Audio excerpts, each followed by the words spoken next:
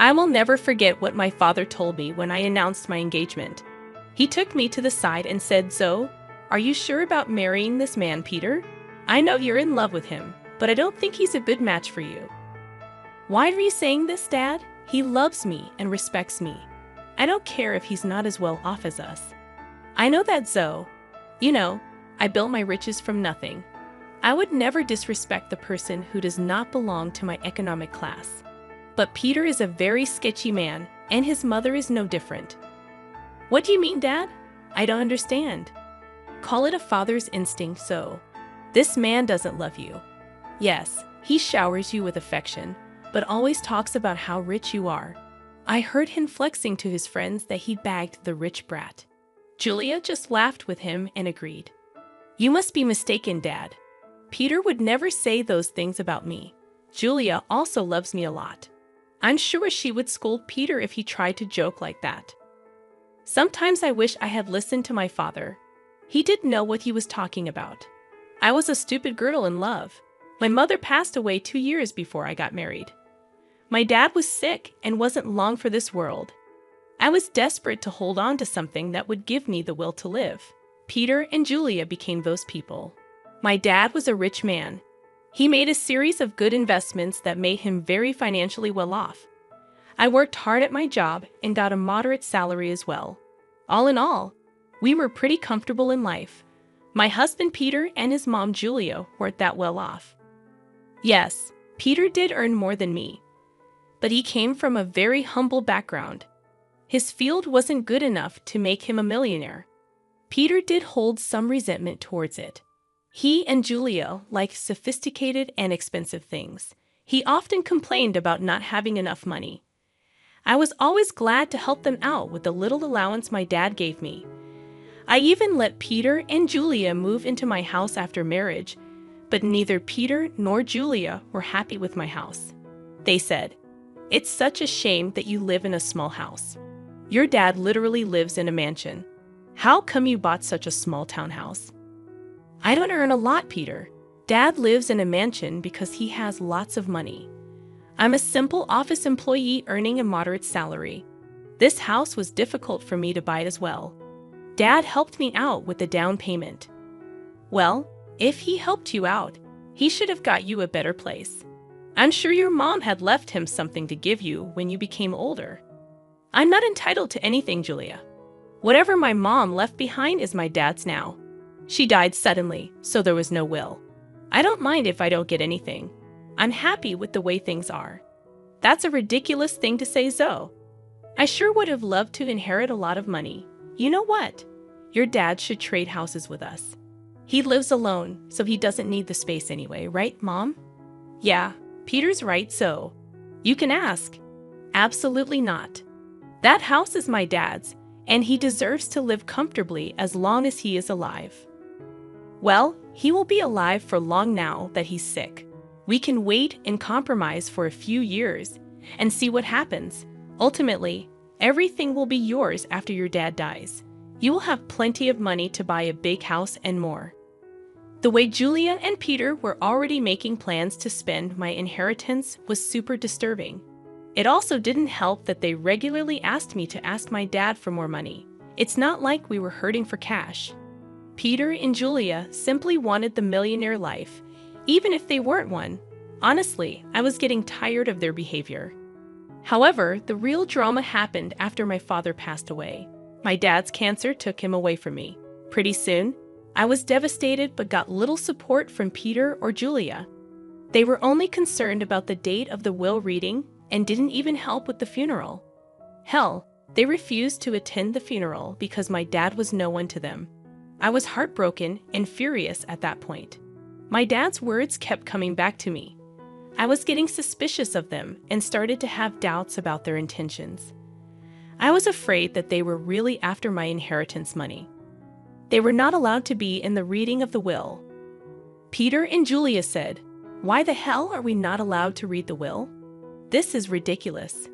Lawrence was my own father-in-law." "Yes, this is ridiculous. We are family and should be present for this event. We have the right to know what Lawrence left in the will. At least my son should be allowed to be there." Your son is not in the will, Julia, so he cannot read the will. Why are you two so obsessed with inheritance? You didn't even come to the funeral. It was funny how my dad was suddenly family when it came to getting an inheritance. I was pretty annoyed at Julia and Peter. What was worse was that they started to hound me as soon as I got back from reading the will. They were not allowed to see the will. I had a hard time dealing with the grief of losing my father, but I got no words of support or sympathy from them. They simply wanted to know about my inheritance. Julia asked me, "So we have been wondering about something for a while now. How much inheritance did you receive from your parents? You must have got a lot of money. How much money did you get?" My parents unfortunately didn't leave me any money in my inheritance, so I received 0. What? You didn't get any money? But your parents were rich. They should have left you something. I don't believe that you didn't get any money. I'm sure you are lying to us. Oh, there is no way your parents didn't leave you a single penny. No, Peter. There was no money in my inheritance. The will didn't even mention me getting any kind of money. You can check my bank balance in a few days and find out. But what about their riches? Who will get those? You are their only child. I don't know about that, Julia. The lawyer just told me that I didn't get any money. It's fine by me. It was my parents' money, and it's up to them who they would give it to. That is ridiculous. You need to fight for the money. It should be yours. There is no money, Peter. They didn't have much money in the end. Whatever was left was given to charity. They have been planning this for a while now. Julia and Peter looked very pissed by what I said. I had no idea why they were being this weird about my inheritance. I almost told them the full details, but something stopped me from doing it. There was this creeping doubt in my mind that my husband and mother-in-law were up to something. I waited for them to digest the news. When Julia and Peter kept pressuring me for more information, I put my foot down. I told them firmly that I didn't get any money and even offered to show them my account in a few days. Well, a month passed and nothing showed up. In the meantime, Peter grew very restless and stopped being affectionate with me. He was always checking my account and constantly hounding me for information on my inheritance. I was starting to see where this was going. Finally, one day, I decided to put an end to it. I showed them my bank statements and said, "See, I told you that I didn't receive anything. I'm not hiding any secret inheritance money from you. Do you believe me now?" Wow, our years of hard work just went down the drain then. So his parents weren't rich, and she didn't even get $100 in the will. This is ridiculous. I can't believe this. I can't believe this either, Mom. I stayed in this marriage for nothing. I married Zoe for nothing. It was all a waste of time. What the hell does that mean, Peter? Why are you talking like this? Why do you think he's saying these things, Zoe? Who the hell would marry you without thinking about the money? My son simply married you so that we can bank on your inheritance. Now I see that you didn't even get a penny. I can't believe I wasted 5 freaking years on a useless girl like her. I could have done so much better. I was stunned to hear them speak that way about me. I could finally tell that Peter married me for money. My parents were right about him and his mom. They were freaking gold diggers. I was so freaking done with my husband and mother-in-law. I was breaking inside, but what they said next turned me into stone. Julia looked at Peter solemnly and said, "What is done, Peter. But now it's time for you to divorce Zoe. There is no reason why you should stay with her anymore. You will have time to find a new rich wife. This time, we will make sure she actually has some money to her name." Are you freaking kidding me, Julia? You are asking Peter to divorce me over money. Peter, are you going to listen to her? Of course, I would listen to her, Zoe. I married you so that I and my mom could have a comfortable life. We grew up poor, and I didn't even go to college. I had no way of earning a lot of money. So, you pretended to love me and then tricked me into marrying you. You thought that my parents would give me lots of money that I would readily share with you. Yes, that's what I thought. It was the only way I could give my mom the life she wanted. But now I see that my efforts were in vain. Mom's right. I need to divorce you and keep looking." I was stunned by what Peter said. He said those things so nonchalantly that I started to question my own sanity. Julia and Peter went on to express their frustration at my marriage and myself. I didn't hear a word after a while. I was too busy coming to terms with what they just threw at me. Their total lack of reaction and Peter's sudden shift in behavior were both depressing and angering to me. After a point, I was so mad that I wanted to scream and throw things. However, I didn't do any of that. I calmly said, "Okay then, Peter. If a divorce is what you want, you will get it. I was never the one to say no to your demands. I might as well give in to your demand now as a last favor. So, you will agree to a mutual divorce. It'll save us both a lot of money. By the looks of it, you don't have much to go on anyway. Don't think of this as an opportunity to get alimony from my son. We will fight you tooth and nail before you give up that dream. You better preserve your lawyer fees and agree to a mutual divorce. It'll be best for you." You're right. I don't have a lot of money right now, so I decided something. I will agree to a mutual divorce, but you have to sign a clause saying that we won't share any of our assets with each other. That's not a problem at all. You don't have much, and neither do I at the moment. If you can forego alimony, I'll agree to sign a divorce and won't claim anything from you. Me and Peter discussed the details of the divorce and made sure we were on the same page. I could see that Julia and Peter were both happy about me not making a fuss out of the divorce. I guess they didn't expect me to be so calm about it. Truth be told, ever since that day, I have been crying on my way to and from work. I used to sit in the parking lot of my office and cry for an hour before and after work. Peter never noticed my puffy eyes or even asked why I was leaving early for work and coming home late. Julia didn't even bother looking at me after she discovered that I had no money. All of their behavior just made me even more determined to get out of the marriage as soon as possible. I actually had Peter and Julia move out of my house to a rented space in the neighborhood. They soon settled in while we waited for the divorce to finalize. True to his word, Peter didn't demand a share of my house. I also didn't ask for alimony. In his eyes, it was a fair deal. Well, he had no idea just how far I made things out to be. He came to know about it on the day our divorce was finalized. I went over to his new rented space to drop off my wedding and engagement ring.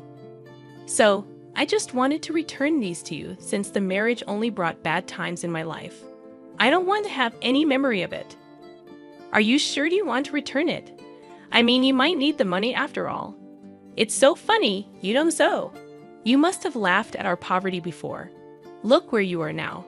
My son is being generous and giving you the rings. You might need to sell them when your stupid job doesn't pay enough. We want Mr. Rings. They're cheap ones anyway. What would I need to sell the rings for, money, Julia? You don't have to be embarrassed. So we already know how your parents didn't leave you anything.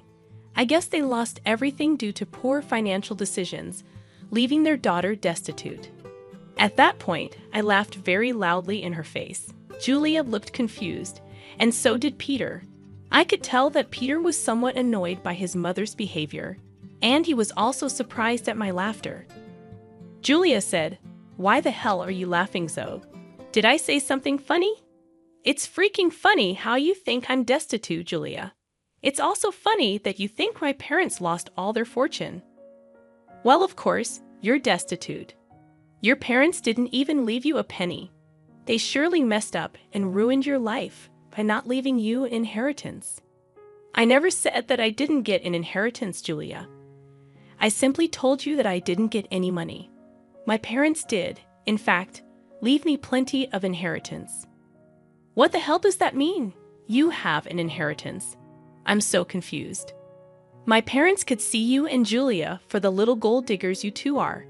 So they made a secret clause in their will. It said that I would receive no monetary inheritance. Instead, I was given this entire neighborhood as my inheritance. What? You own this neighborhood now. How is that possible? We would have known about your inheritance if this was true. We even signed the lease with an estate manager who didn't tell us the name of the owner. My parents wanted me to wait for a year before I got my inheritance. They wanted me to test you too and see if you are really with me for money or love. Well, of course, you failed the test, and now you won't get anything from me.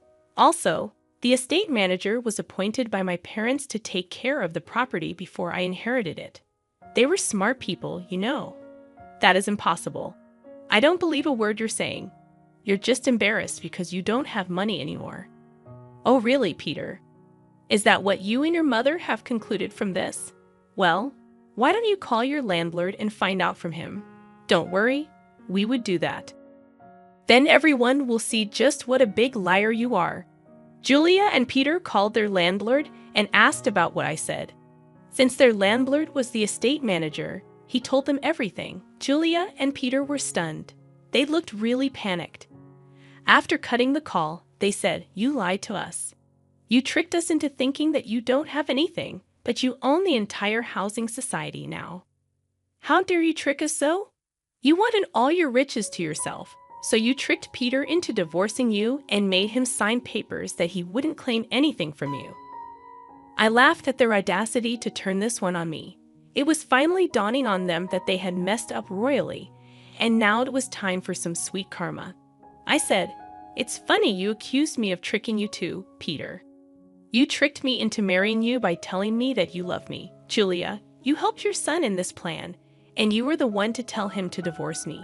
If anyone here was being a scammer, it was you two. As for my inheritance, you asked me how much money I got, and I answered truthfully. This was all a misunderstanding. So, what happened is in the past. Why don't we just try again in the new light? We did spend 4 years together. It would be a shame to throw it away. So now you want me back in your life. Funny how you were desperate to start afresh with a new girl. I hear that you are already seeing someone rich. Don't worry, I'll inform her about what a snake you are." Peter and Julia started to beg me not to mess up this new relationship. Peter told me that since I wasn't ready to give him another chance, I shouldn't mess up his future. I told him to freak off. Also, I informed them that I will kick them out once the property is transferred to my name. They panicked at that and started to beg me even more. In the weeks that followed, Julia and Peter showed up at my house to beg me to forgive them. Peter and Julia already have an eviction on their record, so it is unlikely anyone would give them rent. The only reason they were staying on my property was that I asked the estate manager to allow it. I also called Peter's new victim and told her everything. She was horrified by what Peter and Julia did and broke up with him instantly. She even showed me the texts.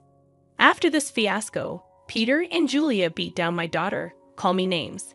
I promptly called the police and had them off my property.